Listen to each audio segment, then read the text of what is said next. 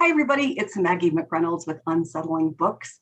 And joining me is Krista Gumetti-Buthelezi, who is the new author of UBIZO, A Story of Coming Home, newly out on Amazon in ebook and paperback. Hi, Krista. Hi, how are you? Krista is Zooming with me from South Africa, outside Durban. Is that right? Yes. In KwaZulu-Natal. In KwaZulu-Natal, and she is in what she calls the magic forest, which she writes quite a bit about in the book.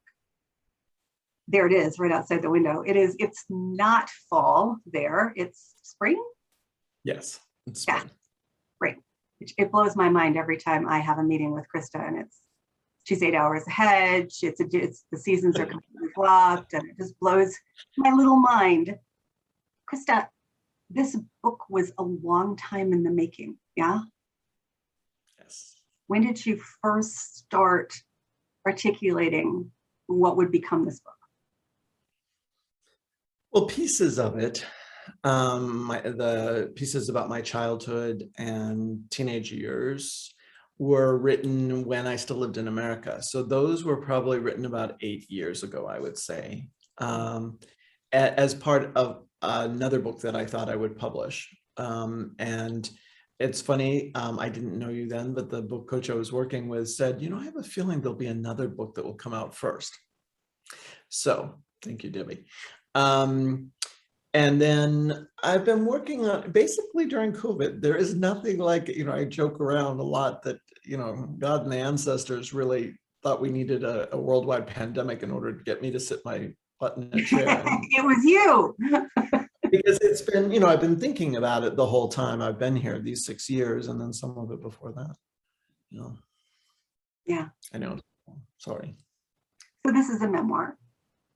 And I can say as a writing coach, as an editor, memoirs take some time and often some distance from the events you're writing about to feel like you have the take on it that you want to express, right? Mm-hmm. Yeah. Was this hard? Hard to write? Some of it. One of the hardest things, which you helped a lot with, was knowing what to include. And, we narrowed things down, and then we left some things in, and, we played around with it. So that was just like when I paint, the real thing about painting is knowing when to stop. And the thing about a memoir, I think, is knowing, having a common thread or a theme, and knowing what is necessary, and which parts fit together best. So that was tricky, I would say, maybe rather than hard. I tried to write, there were difficult parts to write. Some of the trauma related ones were already written, so I just had to sort of rewrite them and mold them more for this use. But I had to revisit a lot. And then there was also I thought I was ready to write it in its entirety 2 years ago, or nearly 2 years ago. I thought at several points, and as you kept saying, well, you're sort of, when I took a break or two, you're still living it. So it took a while also to find the right time to end frame it. Right. And I remember, Krista, you telling me that you didn't know what the ending was because it hadn't happened yet. Right. Right. And when we write memoir and we're still, sort of looking for that narrative arc, that can be so. And it turned out you found a very happy ending. I did, and it's a very, yes, Prince Charming showed up. Thank God for him, my husband. And I also almost didn't want to end it that way because it was sort of too cliche. And obviously it's not just about him, it's also about me finding compassion for myself and for those who I've traveled with this far, and for all that's happened, and finding a sense of peace in me. That's ultimately when that happened, when we found each other. So the ending isn't all about him. It's about the magic forest, as well as finding a place where I feel like I will stay the rest of my life. And even in the week that just leading up to publishing, some things happened that ultimately will change the ending of the story. And so there's more to be written. It's life, and I'm still living it, and I have no intention of stopping anytime soon. I'm glad to hear that. So, I guess in addition to the other books that are the series that I'm writing, maybe there'll be a sequel. We'll see. Yeah. So for people watching, the plot of the book is largely so. You grew up on Cape Cod, pretty white bread childhood, right? And yet you were drawn elsewhere from a very young age. Can you talk about that a little? Sure. So the Cape at that point in time, my mother's family goes all the way back to the Pilgrims, and depending on who you ask, the Indians, the native tribe there, putting it in verbiage from my childhood. Right. And so much of our childhoods are not particularly kind nor politically correct right now. So that's been another thing to look at the entire time. And yes, quite white, quite white. And beyond that, my parents, God bless them, are two of the most bigoted, racist people you'd ever want to meet, or were then. And curiously, of their 4 children, 3 of us are married to people of color, one variety. Isn't that interesting? Asian, Indian, and Zulu. So yeah, it is interesting. That's if you try too hard with kids, sometimes it goes the other way. And I grew up in the 60s, so it was very much in the middle of civil rights and all that. I have vivid memories of Martin Luther King Jr. being shot, of the Kennedys, who who were very obviously spent much of their time on the Cape, so were kind of very real to me at that, even at a young age. Not so much in their political stature, but as a family that I knew. And so it doesn't make any sense. Not really any part of my life makes a lot of sense, Maggie. And when I gave up trying to make sense of it, along with trying to be everything that everyone told me I should be, then things got a lot easier. But as a young, I am white. As a young, very white child, getting sunburned on the beach over and over, I remember looking at my, my forearm and thinking, what is this? And being surprised, because I was always drawn to and felt much more comfortable with people with brown skin. And that people will take that through their own lenses however they like, but it's just those are the people I felt most at home with and most comforted by.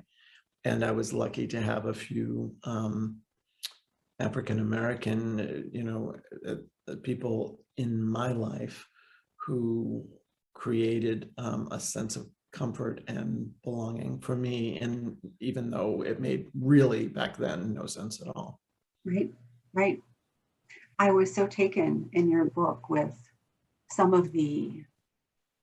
I think some of us have these weird synchronicities or these weird longings or visions or flashes that don't make sense. So for you, being so drawn to the photos in National Geographic, later as an adult, painting these landscapes and not knowing what you were painting. Right. And it feels like this all culminated in some ways with Desmond Tutu meeting you at a White House event and greeting you as if he knew you, right? Yeah, that was very odd, because it was not just the color of people's skin or the texture of their hair. It was Africa, and it was specifically Southern Africa, and very specifically South Africa. I remember being very, very excited when I was assigned to write about penguins when I was a child. So I was looking at Antarctica, and then found out there were penguins in South Africa, because South Africa was really what I wanted to write about. And I was probably in 2nd or 3rd grade. Yeah. So to me, yeah, I mean, I definitely at that point had friends, internationally, and friends of all different races, which, you know what I think about that word. But when we were at this event in the White House, and it was a very formal event, and it had already been it was very, very hot and very, very humid. Early that year, was June. And when I walked, I was just standing against a wall looking at him. Someone had told me that he was in the room, and he was surrounded by people who were treating him very much like a doll. He's a very small man in stature. And they just wanted to have their photo taken with him. And I thought to myself, well, geez, I would do anything to talk to him. I had followed his work. I like to have a conversation with him would have been a dream come true. And sort of rested my eyes and kind of rested a little bit against this wall. It was in, long gown and the whole bit. And he just walked up to me and grasped my hands in front of me and said, hello, my friend, how are you? It is so good to see you again. And asked me, told me in the course of the conversation that it was time for me to come home. Thus the subtitle. Mm-hmm. So you came home, but not until you were in your 50s? Yeah. I was in my 50s. Yeah. So what was that like to see South Africa in person for the first time? The night I landed, the first time I came for that first month to visit, and I was on my own, and I was met by the airport by the travel agency person, and he gave me a ride to Rosebank, to the little boutique hotel I stayed at. And it was this time of year. We're very close. Next week is the 6th anniversary of me coming originally. And so it was dusk-ish, and I was watching in this big city, the juxtaposition of the big city, the billboards, but then people riding on bikes with, things on their heads and on their shoulders, and women walking with different big packages and bundles on their head, parcels. And then and then against all of that kind of gritty, dirty, I remember we went under a bridge, and there was that big red African sun setting, big ball. And I thought, my God, I'm here. But the smell, the thing that really struck me is the smell was so familiar. And the ground has always, by the time I got my feet on the ground a couple of days later, Joburg, I will admit, Joburg is not my thing. I'm very sensitive to energy, and there's a lot of different energy in Joburg. I don't do that well in big cities generally, anywhere. And so a couple days later, when I got into this beautiful little lodge called Bushman's Kloof on the Western Cape, and we got up in the morning when the sun was just coming up and went out on this drive, and I was standing on rock and watching the sun come up over these low mountains, and listening to the hadidas flying above, and watching these woolly-necked storks, which are extraordinary big birds, and sipping a cup of rooibos tea, which I've been drinking for years, and just found out that morning comes from right down the road from them. It was just like this big exhale. It's just like, okay, I'm here. And that first month, I had to fight the whole month, as much as I believe in focusing on the good and being in the moment and all my Buddhist training and all that. There was this niggly thing in the back of my head, like, how am I going to leave? And I was in tears for 3 days before I had to leave, a lot. That coming was easy. Leaving was very, very difficult. And it wasn't long before that you were back, before you realized, I got to go back. I've got to go back there, right? Yeah, just a few days. And I made the decision probably a week after I was home to come back. So I was back, I left the day before Thanksgiving and I was back January 1st. So many times when we listen to our heart and our soul and we follow it, other people look at us and go, what, right? What? Mm-hmm. Not just your family, but I'm thinking your entire circle, right? Must have really been confused. You mean, wait, you're gonna stay there? You're gonna live there, right? No. Well, people didn't know when I came back. You can stay on a holiday visa from the United States to South Africa. You have 3 months. And We're all so coming to visit you for 3 months, by the way. Just letting you know. 3 months. There we go. So I told people I was coming for 3 months, although people who knew me very well, a few people questioned that and they were quite sure. And I knew there was a possibility that I wouldn't come back, but I couldn't really imagine how that would look. I was married at the time. I had a daughter at university, all of that. And I had a whole big life with a lot of wonderful people in it, and a lot of wonderful people who sadly I lost. There are people who I was extremely close to who have never spoken to me again since I didn't go back. And those are great losses, and I had to grieve all of that. But I was talking with my apprentice today, and we were talking about this kind of thing, and about the belief that if you're friends, you should be friends forever. Or if you're family, then it's a forever thing. Which has not been the case for me. In order to heal from my childhood, I had to cut ties with my family of origin quite some time ago. But I told her, it's like kids, growing up on the beach, I saw this a lot. So kids have their t-shirt and they use it as a little pocket, and they're putting seashells in it as they walk along the beach, and they're happy, happy, happy. And it's becoming this big blob in front of them. Mm-hmm. And then they get it very, very full, and they've got to wander back to mom or the car or wherever they have to go. And all of a sudden, there is the mother of all shells in front of them, the Holy Grail, for whatever reason, that this is the shell they really want, or the biggest one or something. Mm-hmm. And children tend to just stand there and start crying. Aww. Because they cannot give up everything that they've got here in order to get what they now see is what they really wanted in the first place. Yeah. And that's an analogy that came to me. Well, it's not even another. I mean, it's something I saw a lot. I worked with kids a lot, and I saw this a lot. And I had to be willing to put down a lot of shells in order to be where I belong. Is that hard? Yes. Do I regret it? No. Do I sometimes wish it could be different in certain cases? Yes, obviously. But I trust that, they're on their path and I'm on mine. And, and hope that at some point that will change. And if it doesn't, there's always the next round. I'm so glad you told that story, which isn't in the book, by the way. So I'm hearing this for the first time, just like so many stories aren't in the book. Right. Well, that's why more books, please. The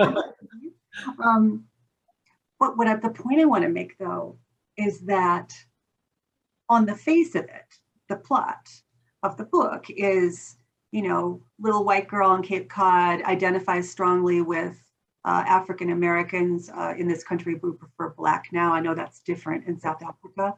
Back then it was neat. Fortunately, we've gotten past that, so that's right, good. Right. Yeah.